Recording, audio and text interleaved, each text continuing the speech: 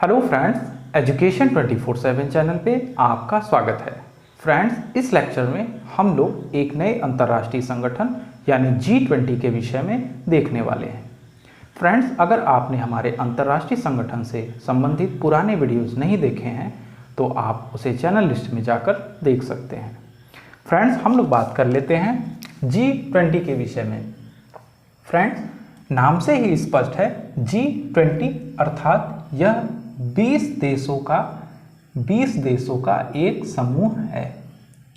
Friends, G20 का जो स्थापना हुआ था वह 26 सितंबर 1999 को हुआ था। फ्रेंड्स, G20 की स्थापना का जो मुख्य उद्देश्य था वह वैश्विक स्तर पर जो सिस्टमैटिक और इम्पॉर्टेंट औद्योगिक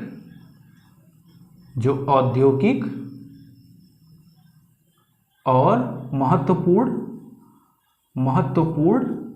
विकासशील अर्थव्यवस्थाएं थी, उनको एक प्लेटफॉर्म पर लाने के लिए बनाया गया था। वैसे G20 के एग्जिस्टेंस का मुख्य कारण G7 है। हम सभी को पता है कि G7 7 विकसित अर्थव्यवस्थाओं का एक ऐसा समूह है जो कि अंतर्राष्ट्रीय असंतुलन को दूर करने का प्रयास करता है। वैसे जो G20 है उसकी स्थापना से संबंधित जो पहली बैठक हुई थी वह 1999 ईस्वी में जर्मनी की राजधानी बर्लिन में आयोजित की गई थी। फ्रेंड्स, G20 में जो शामिल होने वाले देश हैं उनके सदस्यों में G20 देश हैं जो सदस्य शामिल होते हैं वो देश के वित्त मंत्री तथा उस देश के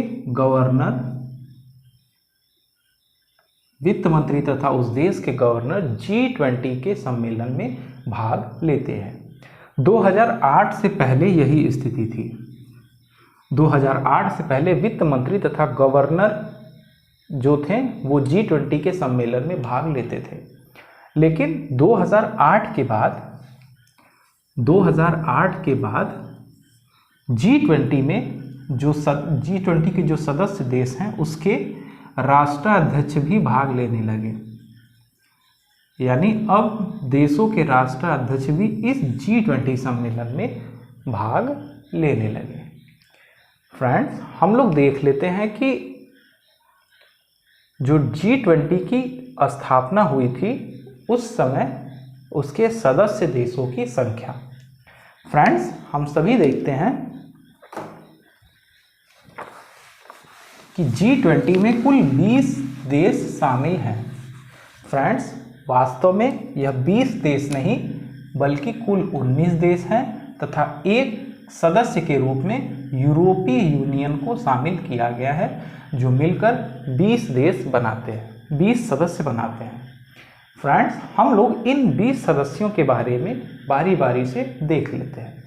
फ्रेंड्स, इन 20 सदस्यों को हम लोग 3 भागों में बांट लेंगे अपनी सुविधा के लिए, जिसे हमें नाम याद करने में आसानी हो। तो सबसे पहले हम लोग देख लेते हैं जो यूरोपीय देश हैं और कुछ अफ्रीकी जो देश शामिल हैं उनके बारे में देख लेते हैं। सो फ्रेंड, इसमें UK, France, Germany, Italy, Saudi Arab और दक्षिण अफ्रीका शामिल हैं।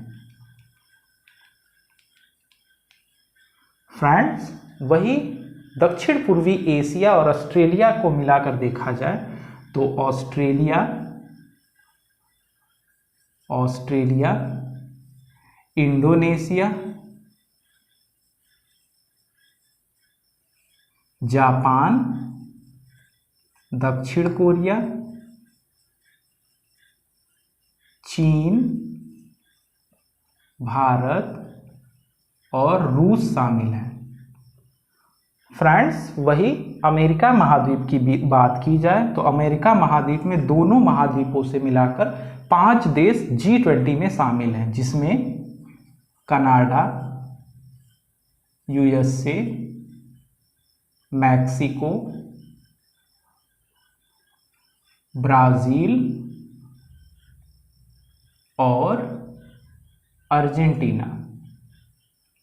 फ्रेंड्स ये सभी 20 देश आपस में मिलकर G20 का निर्माण करते हैं। फ्रेंड्स अब हम लोग देख लेते हैं कि G20 में जो भी अस्थाई, अस्थाई और जो कुछ संगठन इस G20 के सदस्य के रूप में शामिल होते हैं वे कौन कौन से हैं।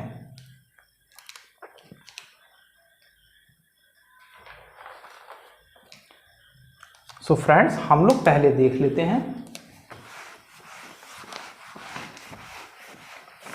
G20 में शामिल होने वाले संगठनों में। तो G20 में शामिल होने वाले जो संगठन हैं उसमें वित्तीय स्थिरता संगठन,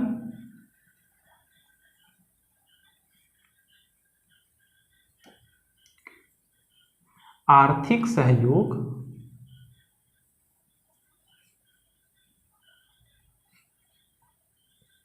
तथा विकास संगठन, जिसे हम economic cooperation and development organisation बोलते हैं। उसके बाद IMF यानी इंटरनेशनल मॉनेटरी फंड यानी विश्व मुद्रा कोष। उसके बाद ILO यानी इंटरनेशनल अंतर्राष्ट्रीय श्रम संगठन, इंटरनेशनल लेबर ऑर्गेनाइजेशन। उसके बाद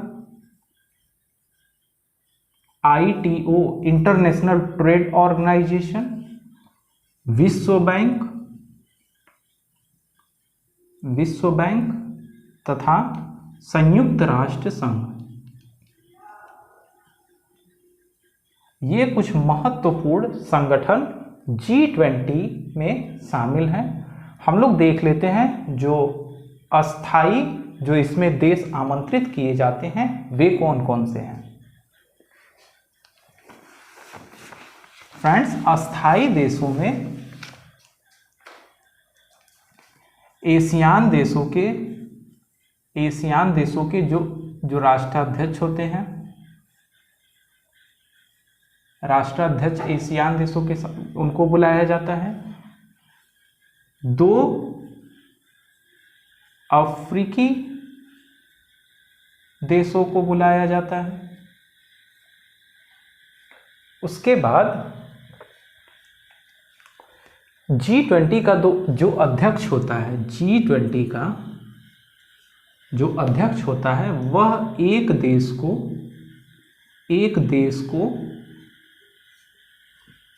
जो है आमंत्रित देश के रूप में बुला सकता है। G20 के जो अध्यक्ष का चुनाव होता है वो प्रत्येक सम्मेलन में होता है। फ्रेंड्स G20 के जो अध्यक्ष होते हैं वह एक तिकड़ी से चुने जाते हैं। तिकड़ी अर्थात 3 जो देश होते हैं उनके माध्यम से। सो फ्रेंड्स वे 3 देश इस प्रकार होते हैं कि भूतकाल में यानी पास्ट में जिस देश का अध्यक्ष बना हो, वर्तमान में जिस देश का अध्यक्ष हो तथा भविष्य में जिस देश के अध्यक्ष को पहले चुना जा चुका हो, इन तीनों देशों के अध्यक्षों को आपस में मिलकर एक नए अध्यक्ष का चुनाव करना पड़ता है जो कि तिकड़ी के नाम से जाना जाता है। फ्रेंड्स अब हम लोग देख लेते हैं कि जो G20 में कुछ अस्थायी सदस्य जो कि प्रत्येक सम्मेलन में चुने जाते हैं वे कौन से हैं। सो फ्रेंड्स ये प्रत्येक सम्मेलन में जो अस्थायी सदस्य, जो आमंत्रित सदस्य होते हैं वो बदल जाते हैं। सो हम सभी अभी जानते हैं कि 2008 से लेकर 2020 तक अभी वर्तमान में जो G20 का सम्मेलन हुआ था वह 15वां G20 सम्मेलन था। इसके पहले 14वां G20 सम्मेलन सन 2019 में जापान के ओसाका में आयोजित किया गया था। जापान के ओसाका में जो है कि 14वां G20 सम्मेलन आयोजित किया गया था। वही 15वां जो G20 सम्मेलन है कोविड-19 की वजह से वह वर्चुअल मीटिंग हुई थी। G20 की वर्चुअल मीटिंग जो है कि मार्च 2020 में आयोजित की गई थी। फ्रेंड्स, स्पेन एक ऐसा देश है जो कि G20 के सम्मेलन में एक अस्थायी आमंत्रित सदस्य के रूप में दिखलाई पड़ता है। यानी स्पेन ही एक ऐसा देश है जो कि G20 के जितने भी सम्मेलन होंगे उसमें एक अस्थायी आमंत्रित सदस्य के रूप में दिखलाई देगा। यानी प्रत्येक सम्मेलन में स्पेन को बुलाया जाता है। वैसे अस्थायी जो आमंत्रित सदस्य होते हैं वो प्रत्येक सम्मेलन में बदल जाते हैं, लेकिन जो 15वें सम्मेलन जो कि 2020 में हुआ था, इसमें 4 देशों को अस्थायी आमंत्रित सदस्य के रूप में बुलाया गया था, जो कि स्पेन, जॉर्डन, सिंगापुर तथा स्विट्जरलैंड शामिल थे। फ्रेंड्स, वैसे G20 के सदस्यों की बात कर ली जाए तो ये G20 के सदस्य लगभग संपूर्ण विश्व का जो जीडीपी है, संपूर्ण विश्व के जीडीपी का 85% कवर करते हैं। यानी जो G20 के देश हैं वो पूरे विश्व के 85% जीडीपी को कवर करते हैं। वहीं जो इंटरनेशनल ट्रेड है वो पूरे ट्रेड का 75 यानी 75% कवर करते हैं। यानी 75% जो पूरे विश्व का व्यापार है वो G20 के देशों के द्वारा किया जाता है। वहीं G20 के जितने भी सदस्य देश हैं उनमें लगभग जो 2/3 यानी 2/3 जनसंख्या है संपूर्ण विश्व की, उसमें G20 की हिस्सेदारी 2/3 है। यानी लगभग 66% जनसंख्या जिस भी देश से है वह G20 का हिस्सा है। फ्रेंड्स, अब हम लोग देख लेते हैं G20 के प्रमुख कार्यों के बारे में।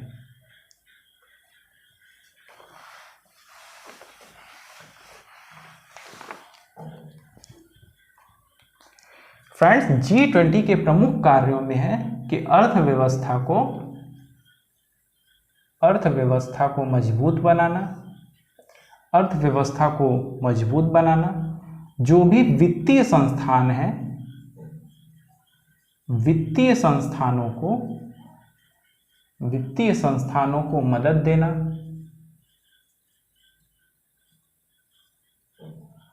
फ्रेंड्स, G20 के देशों का एक महत्वपूर्ण कार्य यह भी है कि यदि कोई देश आर्थिक संकट से गुजर रहा है तो उसको आर्थिक सहायता प्रदान करना। और एक अन्य महत्वपूर्ण कार्य में यह है कि जो विश्व व्यापार है, विश्व व्यापार को सरल बनाना। यानी विश्व व्यापार करने में जो भी कठिनाइयां आ रही हैं उनको दूर करने का कार्य G20 के देश करते हैं। सो फ्रेंड्स, उम्मीद है आपको वीडियो पसंद आया। अगर आपको वीडियो पसंद आया तो आप वीडियो को लाइक, शेयर और सब्सक्राइब, और अपने प्रश्न और सुझाव आप कमेंट बॉक्स के माध्यम तक हम तक ज़रूर पहुंचाइए। मिलते हैं अगले वीडियो में एक नए टॉपिक के साथ। तब तक के लिए गुड बाय।